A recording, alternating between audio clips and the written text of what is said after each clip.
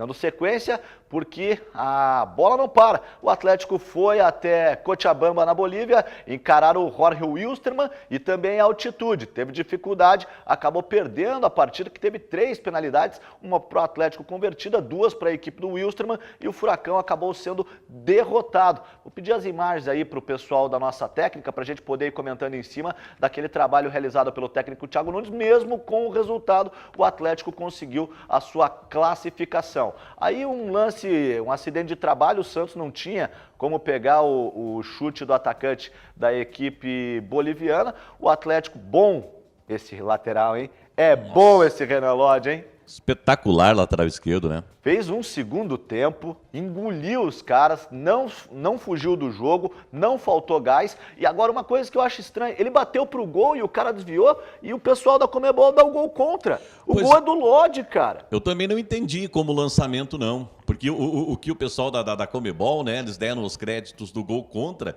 do zagueiro boliviano, mas nitidamente não foi um cruzamento, foi um chute a gol, né? A penalidade é discutível, né? Bola na mão, mão na bola. Eu acho que não teve intenção, nem o Paulo André, muito menos o Jonathan.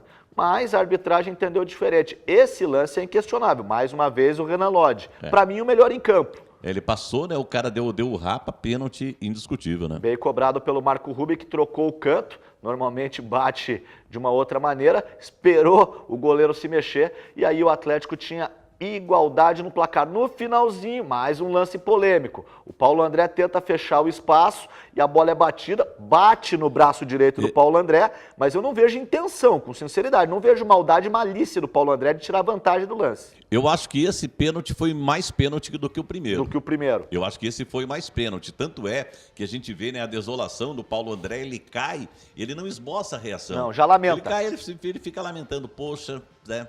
Fiz pênalti. Eu acho que isso aí foi mais pênalti do que o segundo. Agora tem um detalhe, Destre, que eu acho assim importante. E o técnico, o Thiago Nunes, que é um cara que, apesar nem conheço ele pessoalmente, mas ele é um cara muito correto. E ele parece ser um cara muito... um cara muito... humilde. Não, é um cara que entende as coisas. Né? Conhece. Porque ele falou ontem, depois do jogo, a questão da justiça. Justiça no futebol é uma coisa muito subjetiva. Relativa. Né? Porque o que aconteceu no jogo de ontem? O Atlético fez um grande jogo. Começou indo para cima, ao contrário do que muita gente esperava, né? Porque jogar lá na Bolívia, jogar contra o Jorge Wilstermann, qualquer outro time boliviano, o que eles fazem? Eles vão para cima, dão um sufoco no começo para tentar cansar o adversário já no começo do jogo. E ontem não. Foi o inverso. Foi o inverso. O Atlético surpreendeu. O Atlético começou o jogo indo para cima, tirando os espaços, criando chances de gol. Isso surpreendeu o time do Jorge Wilstermann e o Atlético fez um grande jogo. Aí o Thiago Nunes concorda inteiramente com o que ele disse no final do jogo, a questão da justiça. Foi injusto o resultado? Foi. O Atlético não merecia ter perdido o jogo por tudo que realizou. Sim. Mas agora, é a questão da justiça. O Jorge Wilstermann fez 3, o Atlético fez 2, perdeu o jogo. Agora, que o Atlético não merecia ter perdido o jogo ontem, não merecia. O bom é que perdeu, mas levou a vaga. Com a combinação de resultados, o empate em Ibagué, que a gente já citava, o enfrentamento entre o Tolima e o Boca segurou a equipe colombiana e acabou beneficiando o Atlético. Então foi uma derrota pedagógica, com aprendizado. Não vamos entrar no mérito da questão, se é justo ou se é injusto. A justiça, como disse o Fumaça, é subjetiva no futebol, mas vale como consolo, como alento, o objetivo principal atingido. O Atlético, mesmo perdendo fora de casa, as 2 partidas que jogou na Libertadores perdeu, tanto na Colômbia como ontem, jogando contra o Wilstermann, mas por ter feito o serviço em casa, ter tido 100% de aproveitamento e conseguido o saldo de gols, o Atlético conseguiu o seu objetivo maior, que é a classificação para as oitavas de final. Vai resolver a sua sorte lá no La Bombonera, como a gente diz na gíria do futebol, vai jogar de sangue doce. Mas se você pensa que não tem objetivo, tem, ficar em primeiro. E aí eu te pergunto, vale a pena classificar em primeiro ou vale a pena classificar em segundo, porque vem pedreira por aí? Pois é, né? É aquela questão antiga do Elma Chips, né? É fresquinho porque vende mais ou vende mais porque é fresquinho? Eu particularmente, acho que não é tão importante assim numa Libertadores você ter o primeiro ou o segundo lugar, dependendo de quem você vai pegar. Porque se terminasse hoje, vamos supor, terminou ontem a Libertadores, o Atlético hoje, como primeiro colocado do grupo, pegaria Palmeiras, Grêmio River ou River Plate. Ó, Né? Palmeiras, Se terminasse hoje. River... Não, Pois é. é pedreira, não tem como escolher.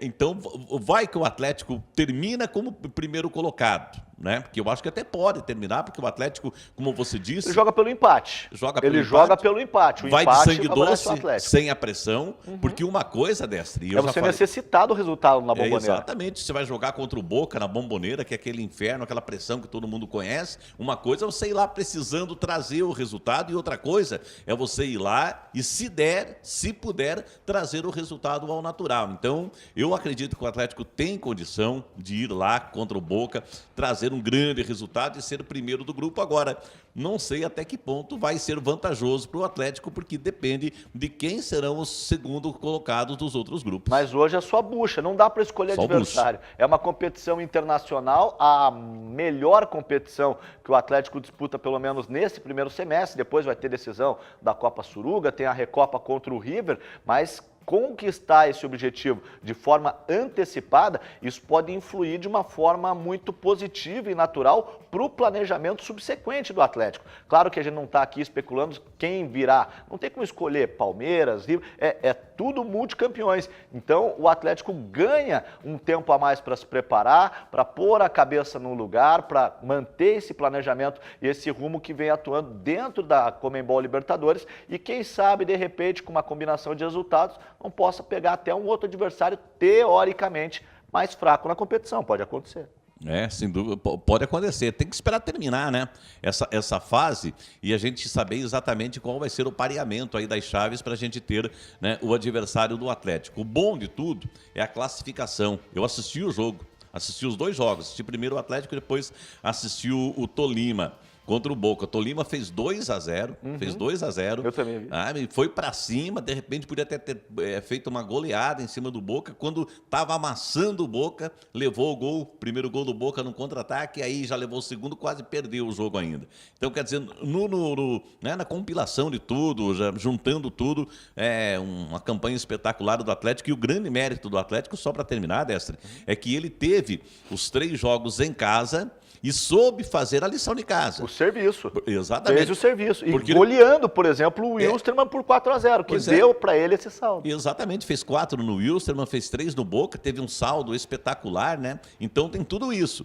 Foi muito competente o time do Atlético, jogou 3 em casa, fez o trabalho de casa, fez o dever de casa, fez saldo, fez as vitórias e uma classificação mais do que merecida do Atlético. Ainda falando do Clube Atlético Paranaense, só que no Campeonato Brasileiro Sub-17, o Furacão conquistou a sua segunda vitória na competição. Vitória consecutiva. Quem tem as informações do Atletiba, onde o Furacão saiu vencedor, é a Juliane Lima.